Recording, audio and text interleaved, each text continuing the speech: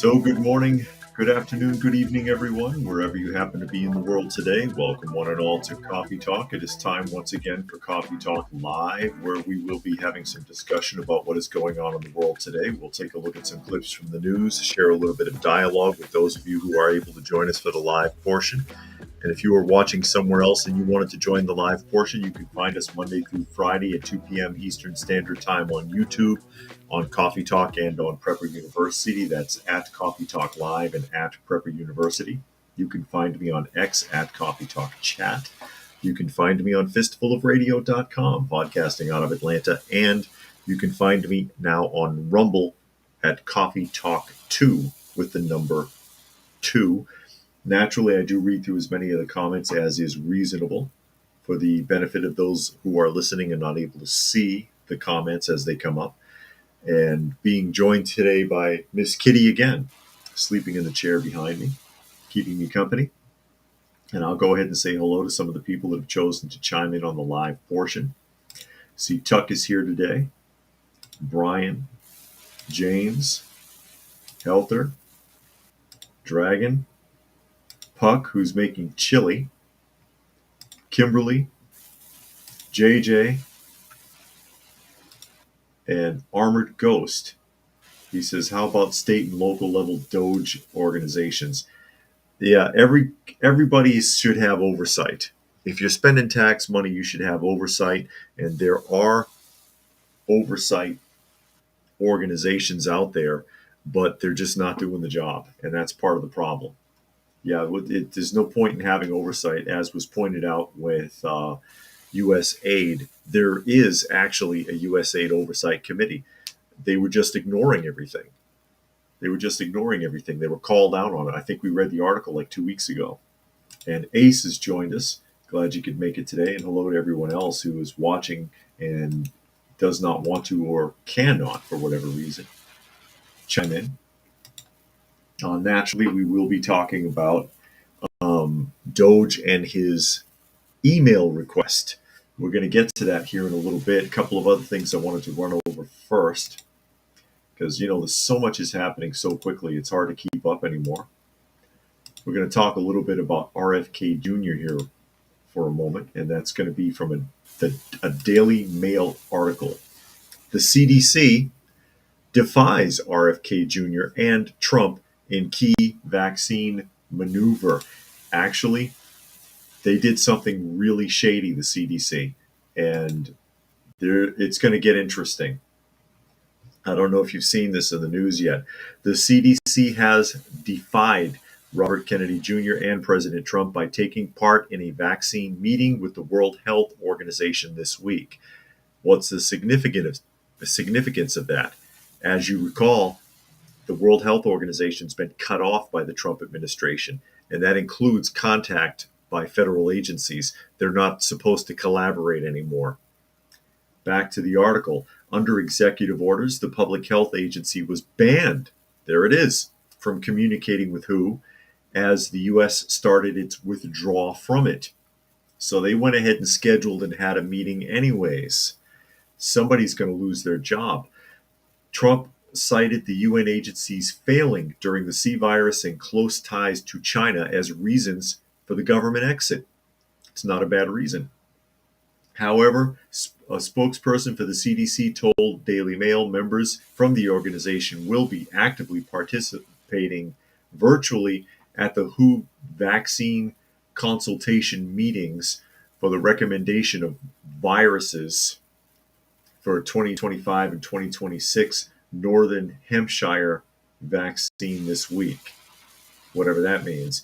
The week-long meeting began Monday with leaders from both CDC and FDA in attendance. Prior to the meeting, the two government agencies would have had to seek an exemption from the Trump administration.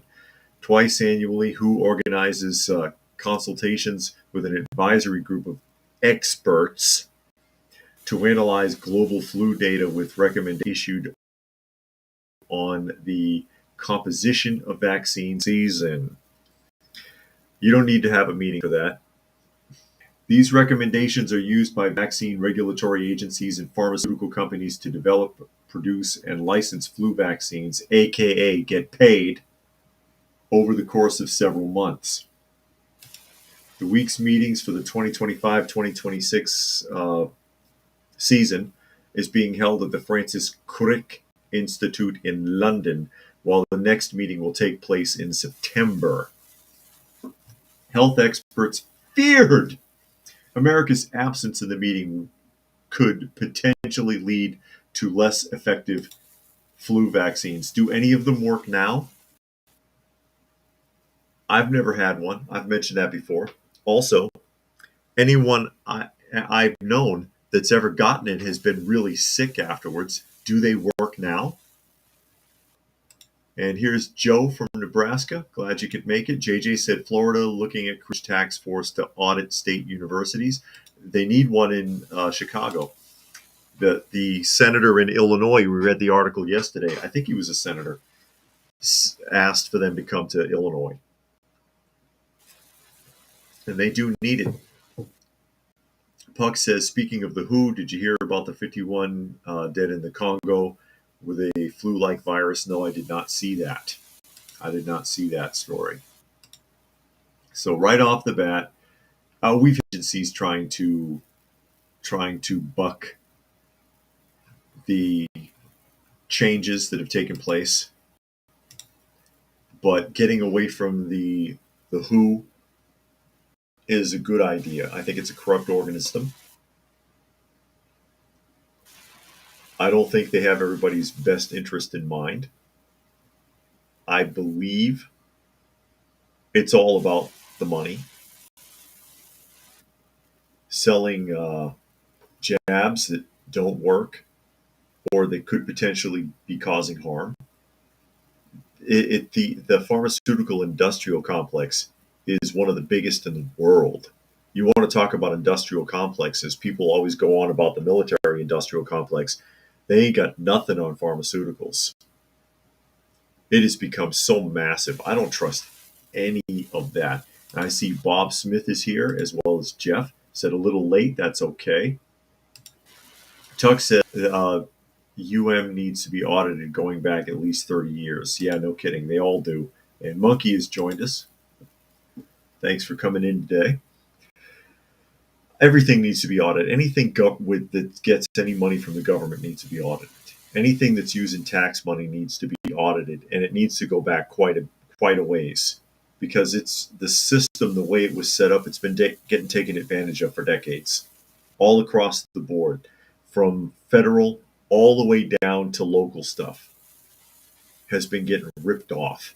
And it's funny now to see. It's funny now to see how they're getting on board with that. And I've got a couple of stories coming up, more fraud exposed at local levels. I'll be reading that in a few minutes, because now suddenly everybody cares about that, because they see the direction that it's going in. They know what's coming. Sooner or later, when they're done with the big stuff, it's going to trickle down, and it's going to get into these small town operations, and these county audits and things like that will start happening. And a lot of people are going to get exposed for having ripped off the system. Rodney's here. He says vast amounts of tax dollars are saved and Democrats are outraged. I know. And it's like you find out that your bank has been ripping you off, charging you the wrong amount of interest, and you get mad at the guy who does the audit instead of the bank. It just doesn't make any sense. Sven says it irritates me as a vet to see vets allow themselves to be used. A poor vet got fired. Tuck says, frankly, DeSantis should audit former governors going back to the 70s. There's nobody left to charge in the 70s, but yeah. Joe says he's 30. America's done nothing but go downhill in his lifetime, especially since 16 with Obama. Yeah, Obama was not a good president. I don't care what they say. And yeah, I totally see what you're saying. Going back further than that, even, because I grew up in the 70s and 80s, and it's been a mess. I can honestly say, I mean, it wasn't the best in the 80s, but it's a hell of a lot better than this. And it's gone nowhere but downhill at least since the Reagan administration. At least. Also, we'll just cover this really quickly because this is a top-breaking story. And I think this is going to be a Tampa Free Press article. ICE, they've been having a real problem doxing their agents. And they've figured out who's been doing it, apparently. DHS Secretary Kristi Noem, leakers are identified, vows consequences for endangering law enforcement. As if you haven't seen this, they've been putting up posts, even like paper, like putting up notices in neighborhoods that have the names, addresses, and telephone numbers of ICE agents. I guess somebody really wants to go to prison. It says the Department of Homeland Security Secretary Kristi Noem announced Monday evening her agency has identified some of the individuals responsible for leaking internal information, including details about upcoming immigration and customs enforcement operations in Los Angeles. Noem vowed to hold the leakers accountable, emphasizing that such actions endanger the lives of law enforcement officers and undermine national security. It says controversy began February 7th when the Los Angeles Times published a report based on a leaked internal memo detailing plans for a large-scale ICE raid in the Los Angeles area. And more to the point, the way she has, I mean, there's no point in having that tactical vest on, honey, if you're not going to tie your hair back. I guess that's why they keep calling her Federal Barbie. It's impractical to have your hair hanging out everywhere like that, trying to look cute and authoritative at the same time, I guess. And Sven says, I mean, vets are playing the victim for losing their IRS jobs. Elaborating on what he was saying earlier. But yeah, again, especially where some of the people right now, the majority of the people that are being rounded up are the criminal element they're going after first. As I have pointed out, special interest aliens is the term. Special interest aliens, people that they know are criminals, that they're collecting and getting rid of now before they start working on everything else. So yeah, that could potentially be very dangerous. And Brian says, to be fair, hair down does look better on women. Sure, but I mean, it's not practical for what she's doing. Take off the vest then. There's no point in having that armor on right now if you're trying to look casual. Tactical is what they call that. Tactical, it's impractical. Now, here is where we get into the thumbnail. Newsweek article. And I got a few things to say about this, as I have already, because one of my biggest issues with all of this is in regards to many of these agencies. They're either getting fired over or quitting because of being asked to do something that's not outside the parameters of their job description. As Newsweek points out here, Musk issues new threat as workers are told they don't have to comply with their email. So Elon and issued a new ultimatum after the U.S. Office of Personnel Management said government workers do not have to comply with an email demanding that they justify their jobs. Okay, so Musk announced on X over the weekend the federal workers would receive an email requesting to understand what they got done last week, and that failure to respond would be taken as a resignation. So ignore the request and risk losing your job. Okay.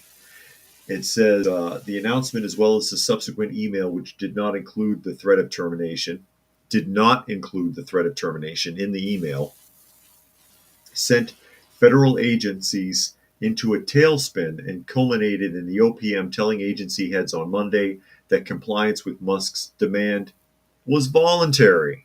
OPM's update came hours after President Trump publicly backed Musk, calling his decree A pretty ingenious idea, adding that those who don't respond by Monday's midnight deadline are either semi-fired or fired. All right.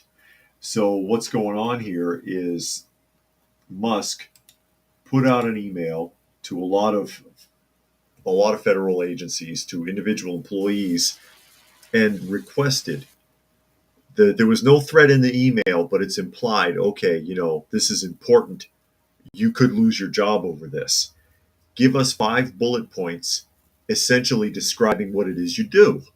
What did you do this week? What is your job description? Literally, write 5 sentences telling us what you do. Apparently, nobody can do that. And never mind the fact that the agencies are telling them, no, ignore them. Ignore them. Yeah, ignore it. Yeah, go ahead and ignore it. You see the direction that things are going in. You want to buck this? Is it outside the norm for you to be requested by a superior for whatever reason to explain what it is you do? I used to have to do stuff like that when I worked at Family Dollar. District manager, hey, can you let me know what you did this week? Send me a message. That's not outside of their job description. How hard is it? 5 bullet points? Okay, this week I had to write up a diagram for this. I had to do some contact calls. I attended a meeting. How hard is that?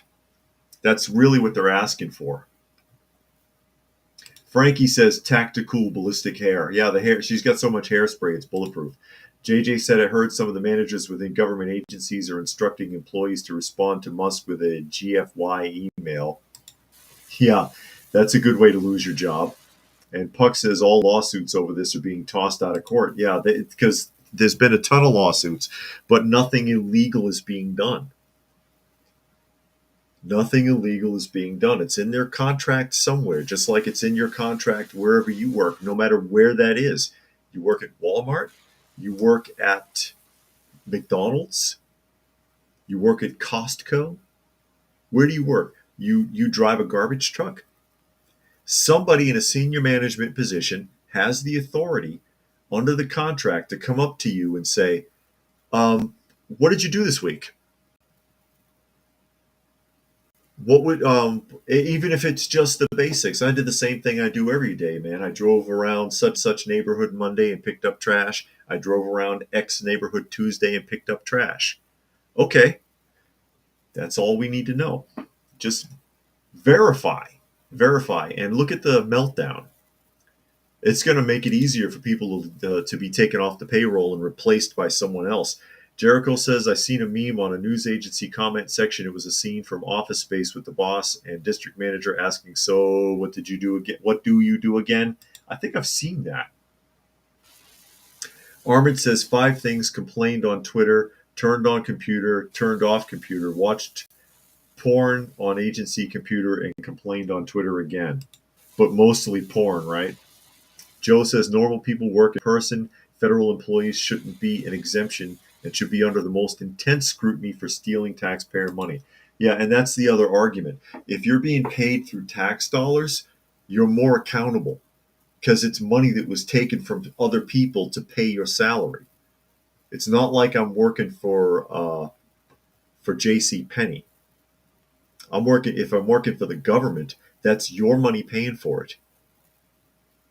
Ultimately, I mean, a minuscule amount when you do it collectively, but it's still the American citizens' money pooled to pay those people's salaries.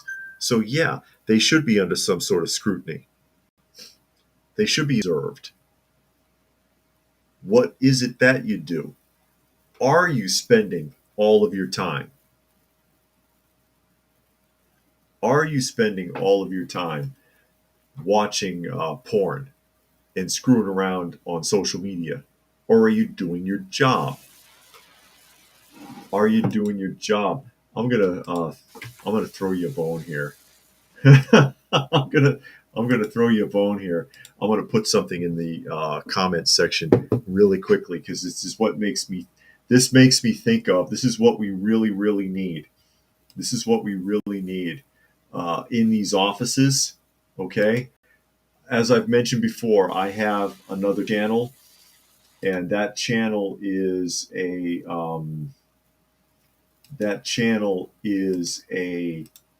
hobby channel, a nostalgia channel, right? And I put up a few days ago a commercial compilation of Terry Tate. Who remembers who Terry Tate is? I'm going to put a link in here. Really do check this out. This is a load of fun. That's Terry Tate, the office linebacker, and it was probably one of the most successful commercial runs in history, or at least in the 21st century. It's from the early 2000s from Reebok, and I got all of the commercials in the best possible quality because no one restores commercials, and strung them together in order. Terry Tate, office linebacker, he's basically an office discipline enforcement manager, and it is absolutely hilarious. Well worth a watch on my other channel, which is Open by Chance. And yeah, there you go. Armored Ghost says train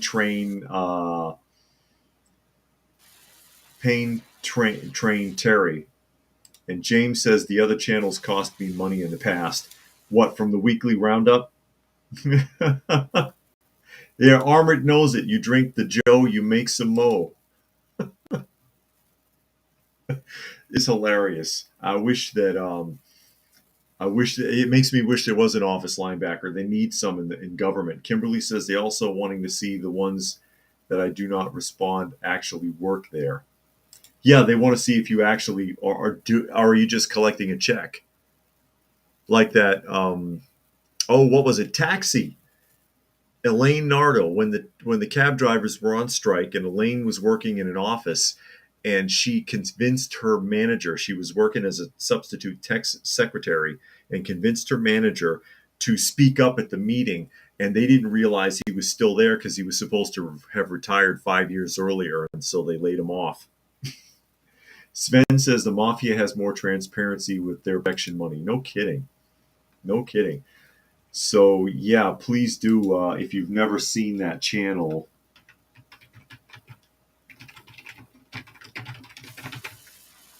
and that's my Terry Tate compilation on Open by Chance, which is my nostalgia channel. And James remembers a video about gargoyles. Oh yeah, that's right. That was a long time ago. But yeah, I don't think, and I think people are intimidated because things are happening so fast, and because they're so swift with going after people who don't comply. They're not wasting any time. They're running the government like a business. And as we spoke about last week,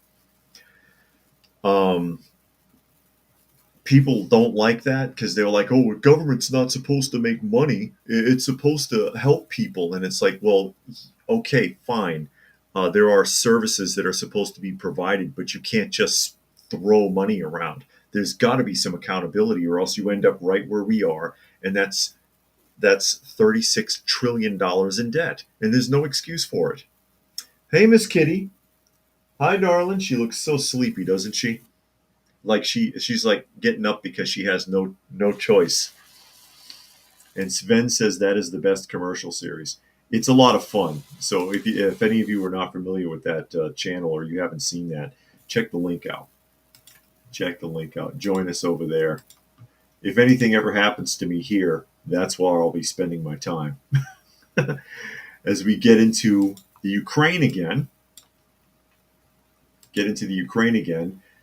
ABC News article, Ukraine Parliament affirms no elections during wartime in a rebuff to Trump. This is kind of funny, and I'll tell you why here in a moment. Ukraine's Parliament has passed a resolution affirming the legitimacy of Volodymyr Zelensky as the president, and confirming that elections are not possible until after the war ends. The resolution is a rebuff to the U.S. president and Russian president, who have both suggested Zelensky is illegitimate because he has not held elections during the war with Russia. Zelensky said on Sunday he would step down if it meant peace for his country, adding he would also do so if it meant Ukraine would be granted NATO membership. That basically he wants NATO dragged into the war if they can't negotiate, is what that is. The parliament noted on Tuesday Zelensky was elected in legitimate elections and his mandate is not in doubt. It also said that no election can be held until the lifting of martial law after the coming of a just and lasting peace. And yeah, Ukraine is currently under martial law, and that does make sense because you can't get a legitimate vote right now. You can't get a legitimate vote right now. Okay? However, that's not what was asked. Trump wants him to step down as part of a end to the war negotiation. He didn't say quit right now. I don't think, right? Did he say hold an election right now? I don't think anybody said that. I'm pretty sure. Maybe Putin, but I'm not sure.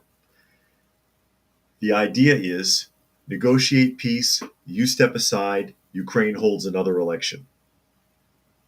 So parliament that's filled with Voldemort puppets, I'm sure, saying, oh, he's legitimate because it's martial law right now because of war. What does that actually mean? How is that actually even a snub to Trump or Putin?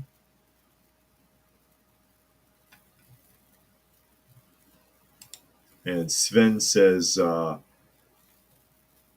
Voldemort and Parliament are violating their charter.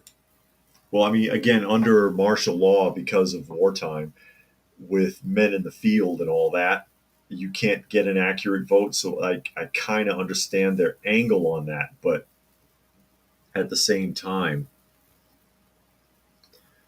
that wasn't part of the negotiation or part of what was suggested. Regardless, he needs to step down anyways. Joe says Ukraine officials have been buying property in Bugattis and Rolls Royces with the money Biden stole. And JJ says, not that I'm taking Ukraine's side, but it makes me laugh when Putin talks about legitimate elections. Yeah, no kidding. Or any Eastern European country, for that matter. Puck says the U.S. joined Russia in opposing a UN resolution saying Russia started the war, yada, yada. And Joe says Tucker Carlson said he went to Switzerland, expensive town, and it was full of Ukrainians. Must be nice. But yeah, you're not gonna dig this tick out that easy. He's not trying to go anywhere. Not that it matters. Just like Joy Reid we talked about yesterday, if they throw her completely out and she retires, what the hell difference does it make? She's so freaking rich, it doesn't matter. Same thing with this guy. He can just move to Bermuda and just retire on a beach somewhere and get fat and lazy. It doesn't matter anymore. Unless there's something else going on with him psychologically speaking, which could very well be, as this was alluded to yesterday, so I went ahead and pulled up the article, and it's an Irish Star article. I'm surprised that they saw Ukrainians in Switzerland instead of people from like Uzbekistan. Irish Star says Donald Trump screamed at by Zelensky over Ukraine minerals deal. Because apparently, and this was brought up again yesterday, he tends to throw a tantrum when he doesn't get his way. He can be very vocal and nasty. Voldemort and Zelensky had an explosive tiff with a senior member of the Trump administration amid war negotiations. The outburst came during discussions between Zelensky and Trump's Treasury Secretary Scott Bessent, who jetted off to Kiev to propose a deal involving the trade of Ukraine's billions worth of minerals. Bessent was reportedly shaken up by the encounter. The Trump administration demands Kiev hand over mineral rights, including oil and gas, or minerals anyways, not necessarily the rights. I read that wrong. In exchange for the billions that the U.S. has provided in aid since February of 2022. Pressure from the administration on Kiev while cozying up to the Kremlin shows a stark shift from the Joe Biden administration, which stood fiercely beside Ukraine against Russia. I bet they did. Zelensky has described the deal as selling his country to Washington, as it does not offer Ukraine any security against future Russian aggression and puts a financial burden on future generations of Ukrainians. An insider tells Financial Times Zelensky was very angry, and his shouting could reportedly be heard from outside of the room, which that is significant because, as you know, those are supposed to be soundproof so people can't eavesdrop. Marvel fan says it sucks, but Russia isn't going to end this without getting a large chunk of the country. I think they only wanted back the part of the country that requested to be reverted back to Russia in the first place, which isn't very big. I mean, there's a lot going on, and we don't know the whole thing because a lot of what has been going on has been suppressed from the media in the United States. I've mentioned this many times. When this broke out, Google sent out a general warning to all YouTube users. If you talk about the Russia-Ukraine situation and you do not follow the White House press office narrative, we will suspend all of your accounts, emails, everything. So it's been under the Biden administration suppressed. We don't know what the other end of this really is. You can only speculate on it based on information that kicks around social media. Joe says, I saw a black sorority post on Facebook. We stand with our sister Joy Reid during this difficult time. Joy is not in trouble. And Puck suggests without CIA protection, Zelensky's safety is questionable. As we I'll do a couple more comments and we'll move on. Sven says Zelensky's a goner. He knows things about Biden, not the Clintons. The Clintons are really, really good people. Nervous laughter. Ha. Indeed. Indeed. And Tuck says if Voldemort had funded his war entirely from Ukraine's own coffers, they'd still be in the red for generations. Anyways, that's a good point. I mean, they borrowed money. I know Joe told him, hey, buddy, I got your back. Please don't tell anybody about our dirty deals. But Trump doesn't play that. He doesn't want to play that sort of game. He wants that money back. He sees it as a waste of funds for a war that should have been over already. For a situation, again, my understanding is one small section of the Ukraine where they all speak Russian anyways, wanted to be connected back with Russia, and they hated Russia being what they are, because this is how they've always been, went in and took it. And Ukraine fought back primarily because they had backing from the United States and also from Europe. And Europe and the United States have been funding this. But according to Zelensky, in his own words, and we read the article Friday, he don't know what happened to a lot of the money. He can't even account for it. So what the hell's going on? It sounds to me like a lot of dirty deals. Marvel says, I feel he's far too emotional, hard-headed, and would be better for his country to step aside. Very likely. Very likely. He's very hot-headed. Very hot-headed, I'm sure. And probably feels very empowered. And like a spoiled kid, now he can't get his way anymore. He's not getting any more help from the United States. Trump's made that clear. Oh no, we're not. We're done giving you money. I'll put that up from Brian there. We're done giving you money. Enough. We're done. And Europe, who's been funding the other half of the war, the United States has been funding better than 50% of it. Europe has been funding the rest. They're not going to keep it up much longer if we're not paying for it because it's not enough. Why should they keep dipping in? They shouldn't have been involved in the first place. And I swear, tinfoil hat time, that all of this has been staged through the Ukraine in order to make NATO relative again, because NATO has not really had a solid function since the end of the Cold War, which was 1990, after the Soviet Union went bankrupt? Because that's what NATO was for, an early response in case the Soviet Union got weird. Soviet Union fell apart, went bankrupt, dissolved, formed a new government, opened their first McDonald's and their first Baskin Robbins, which could only provide 2 flavors at the time. The line for McDonald's was 4 hours long. Look it up. You can find old news clippings of it. 4 hours to wait in line to get a burger and fries. Incredible.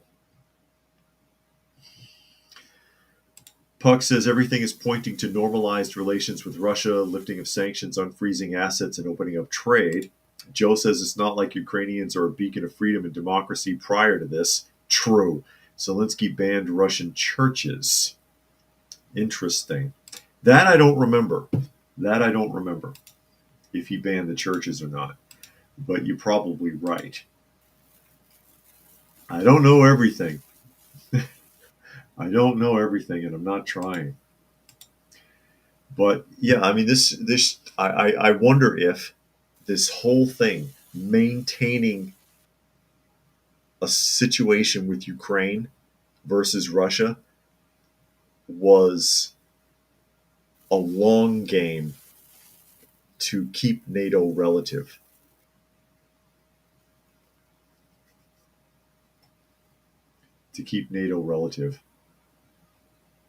And Puck said NATO was a counter to the Warsaw Pact. Where's the Warsaw Pact? But, while we're talking about corruption, we're going to jump to a Fox News article here. Get back to some good old American corruption in government. And I got a handful of these stories here. Ethics watchdog flags senator for helping his wife rake in millions for her nonprofit. Uh-oh. So Senator Sheldon Whitehouse, Democrat, no shit, of Rhode Island, being accused of violating ethics rules after backing laws that financially benefited his wife's environmental organization. Aha! The Democratic senator and climate hawk, oh God, voted for key laws that provided funding for grants to the environmental nonprofit group that works with his wife, Sandra Whitehouse, and pays her through a consulting firm. Oh, wow, that's nice.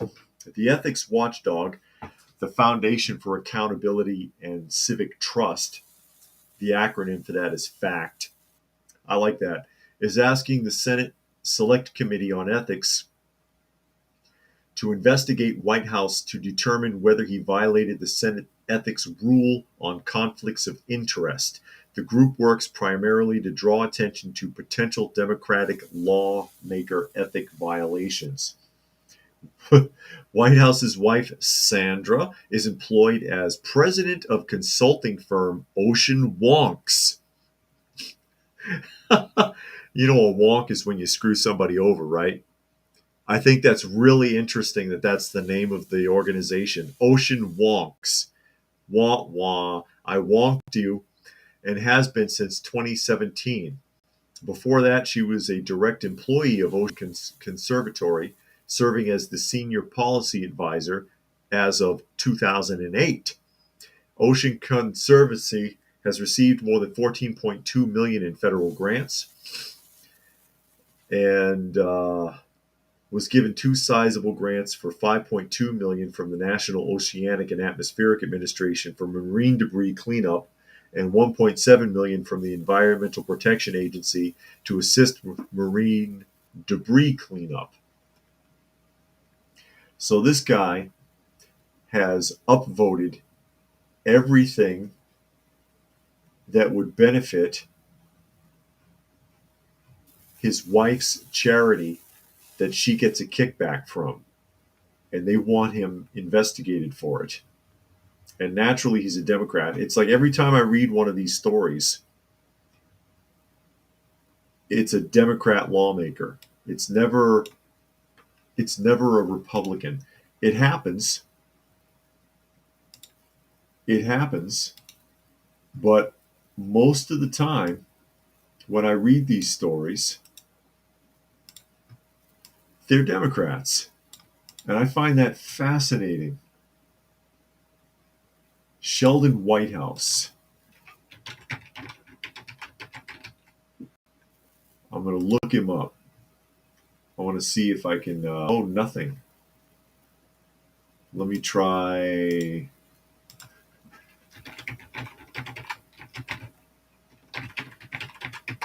see if I can find a net worth for Sheldon Whitehouse. It says Sheldon Whitehouse's net worth is $10 million. I wonder if his wife has a separate, her own money separate. Sandra. Sheldon and Sandra. He married somebody that has a similar name, or it begins with an S.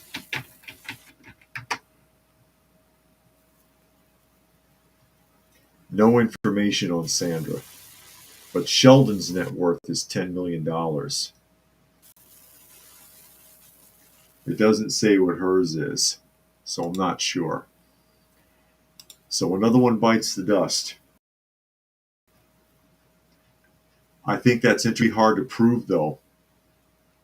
It says, while these two grants alone appear to be a conflict of interest, it is even more egregious in the context of Senator Whitehouse's long history of working on legislation being lobbied for by organizations that are tied to his wife. Altogether, Ocean Conservatory has spent millions on federal lobbying expenses over the years on issues relating to oceans, climate change, and environmental cleanup, issues directly championed by Senator Whitehouse, a longtime member and current ranking member of the Senate Environment and Public Works Committee and the co-founder of the Senate's so-called Ocean Caucus. Dr. Sandra Whitehouse, a well-respected marine ecologist and ocean policy consultant, has not received compensation from these federal grants allocated to Ocean Conservatory, according to Ocean Conservatory's Vice President of External Affairs, Jeff Waters. But she does get a bonus kickback from it, because that's already been alluded to, and that was mentioned in the beginning of the article. So they're not paying her directly, but she gets something from it. She's getting something from it. As I catch up here a little bit here, let me close. And All People says Google is a gulag. Yeah, really. Marvel says it seems if they do investigations, they find this type of things with all the senators in Congress, and they could. JJ says her organization is appropriately named. Yeah, wonk. Indeed. And Puck hopes that the Department of Justice is putting cases against these crooks. And it doesn't stop there. I've got a couple more as we get closer to being local. Okay. we're going to go to Louisiana. We're going to jump to Louisiana here. And this is going to be a Center Square article. Because it's suddenly everybody wants to do all these audits. And now that it's no longer going to be overlooked by government. Audit reveals $205,000 theft and budget violations in St. Mary's Parish School District. And that's why I mentioned it's Louisiana, because it doesn't tell you this is Louisiana, but St. Mary's Parish School Board is in Louisiana. For context. So an independent audit of the St. Mary's Parish School Board uncovered financial mismanagement, including the theft of more than $205,000 from student funds and failure to comply with state budget regulations. According to the report, school board officials discovered a bookkeeper at Patterson High School had been diverting cash from the student activity fund for personal use between 2020 and 2024. That's only $50,000 a year. Documentation showed numerous discrepancies between record receipts and actual deposits. The employee, who is no longer with the district, was arrested in December following an investigation by the St. Mary's Parish Sheriff's Office. The audit identified weaknesses in the school board's internal controls that allowed the theft to go undetected. Got away with it for 4 years. The bookkeeper had sole control over handling and depositing cash receipts, and bank reconciliations were not performed in a timely manner. That is, the person who was supposed to be auditing deposits and withdrawals wasn't doing their job. At one point, going 9 months without a review. High employee turnover further exacerbated oversight failure. No restitution has been made, but the school board has filed an insurance claim. Oh, great. It recommended that the district implement stricter oversight procedures, increase internal audits, and improve financial training to prevent similar incidents. Well, they had somebody doing audits, they just weren't doing the job. Kind of like everything else in government right now. Well, up to now that we have DOGE running audits all over the place. In response to the findings, the school board has implemented several measures to strengthen financial oversight. It has changed accounting systems at all schools with the goal of eventually going cashless. She wasn't handling cash. The new system restricts bookkeepers' capability, shifting certain financial functions to the district level, because God knows they're honest. Management will also require schools to submit monthly bank reconciliations and will hold them accountable for delays. That doesn't mean people at the people at the school district level won't do the same thing. Case in point, while we're still in, I think this is still Louisiana here, okay, we're going to go to a Miami Herald article because they're making discoveries statewide now after that incident. Look at this. Miami Herald article, audit discovers millions misappropriated by a school.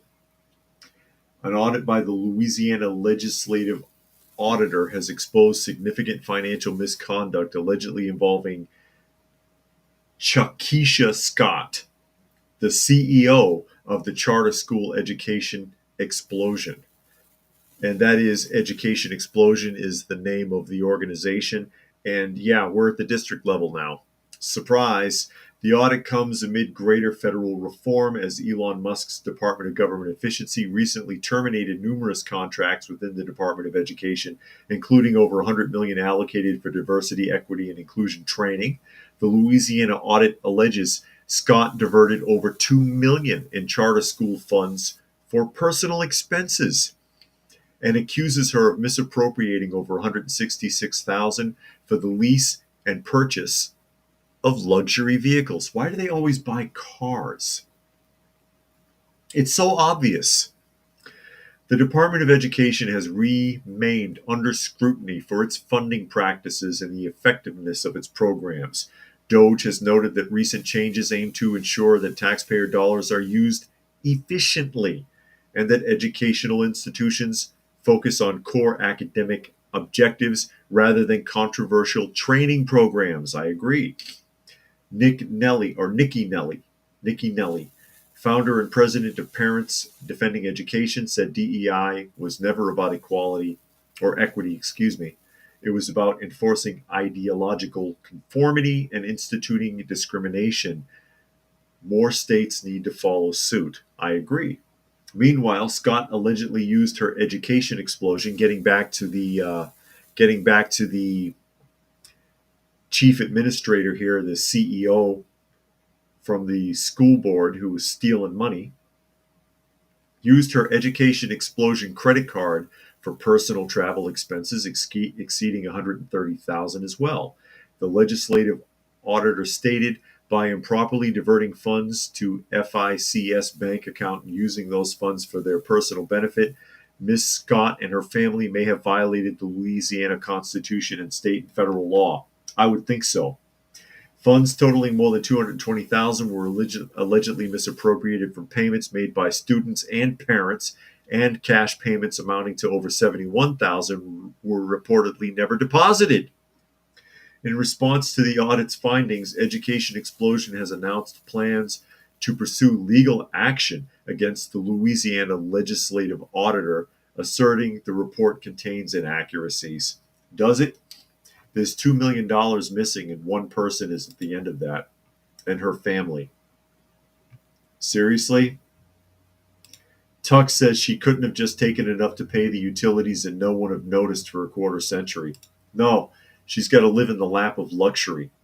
JJ said small potatoes compared to federal shenanigans, though still needs to be investigated, of course. Joe says plenty of corrupt, self-enriching Republicans, but all Democrats are corrupt. Yeah. Like I said, I mean, it's not like I usually put it like this. It's not that Republicans are above reproach. Yeah, they're crooked Republicans, absolutely. But for some reason, there's just something about the Democrat Party that really magnetically attracts these people. And they just can't help themselves. It's crazy. 98 out of 100 corruption stories I read, it's a Democrat lawmaker. It's crazy. It's absolutely crazy. Sven says the mafia at least hid purchases by underlings. Now everyone was a Land Rover. Brian says they want to flaunt financial status with the cars, or whips as some people call them now. I haven't heard the term whip. I must be old. I must be old. And here's your good news of the day. We touched on this a little bit yesterday. We're talking about Joy Reid, who will be at least $21 million.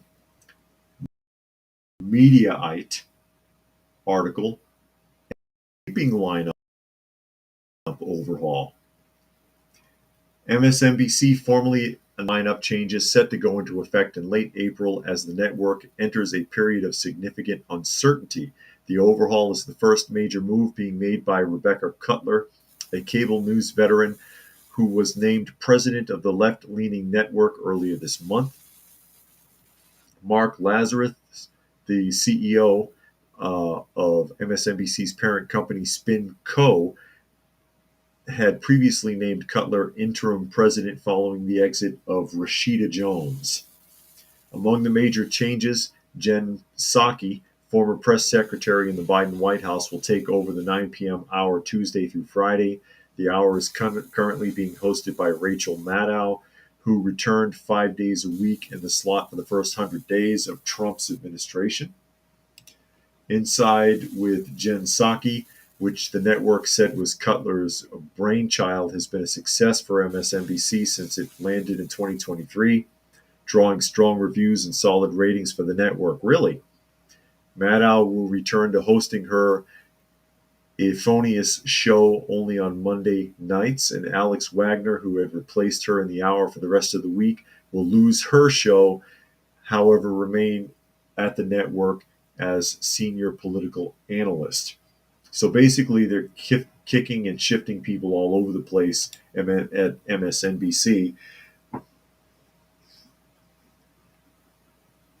At MSNBC.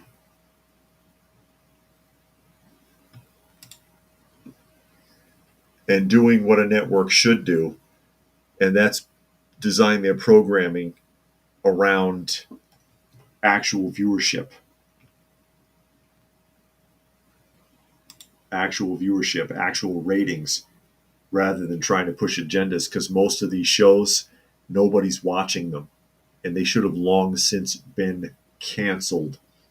Tuck says his condo board has him personally on the hook for over 10,000 and rising, and they're all registered Democrats. Now they're trying to force me to get rid of my cats. Oh no, not the cats. Not the cats. Incredible. Sven says, imagine being so stupid MSNBC says it's too much. She had 50,000 views over a week, I heard. I could be wrong on that, but I think that is the number. And that's kind of the joke there, because you look at somebody like Mark Dice, for example, and he could put out a video that says, "Hi, how are you doing?" and he'll get 50,000 views by the end of the day. There you go, Kimberly. Saki will circle back to you. Exactly. I'm going to have to circle back to that. I ain't no circle back girl. I ain't no circle back. She'll get around to it. I'll have to circle back to that. So while we're at it, we may as well go ahead and take a look at the debt clock really quickly here and see where we are at with the U.S. national debt, my new favorite tool.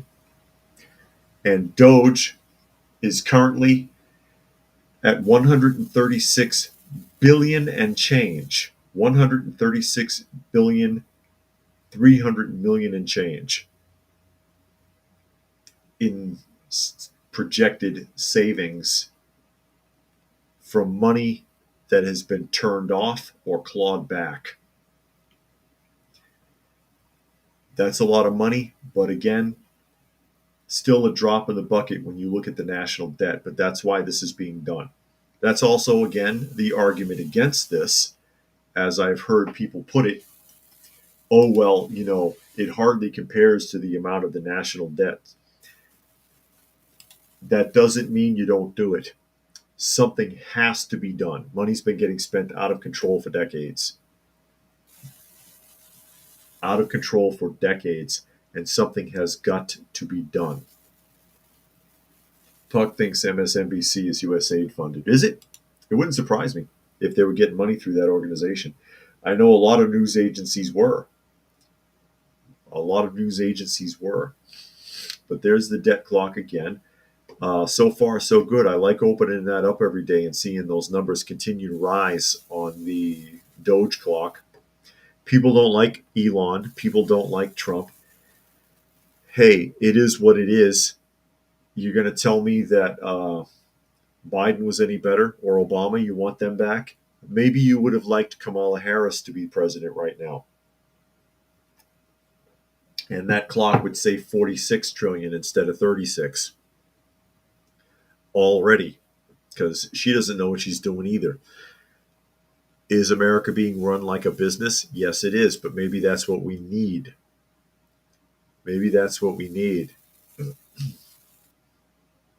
Is somebody to run it like a business, at least for a while, and not waste this money, have some actual oversight. I'm all for it.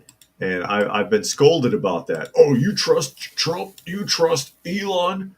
Not necessarily, but if what they're doing is going to benefit us, let them do it. It's not like you have any control over it anyways. With that, we are at the top of the hour, so I will go ahead and start signing off. Again, you are listening to and or watching Coffee Talk, and you can find the live portion Monday through Friday at 2 p.m. Eastern Standard Time on YouTube on Coffee Talk and Prepper University. You can find me on X at Coffee Talk Chat. Also, again, go ahead and check out Open by Chance on YouTube. That's my nostalgia channel, and if I ever disappear here, that's where I'll be spending my time. You can find me on fistfulofradio.com, podcasting out of Atlanta, and Coffee Talk 2 on Rumble. So thank you, everybody, for joining us here today. As always, hope you got something out of the conversation.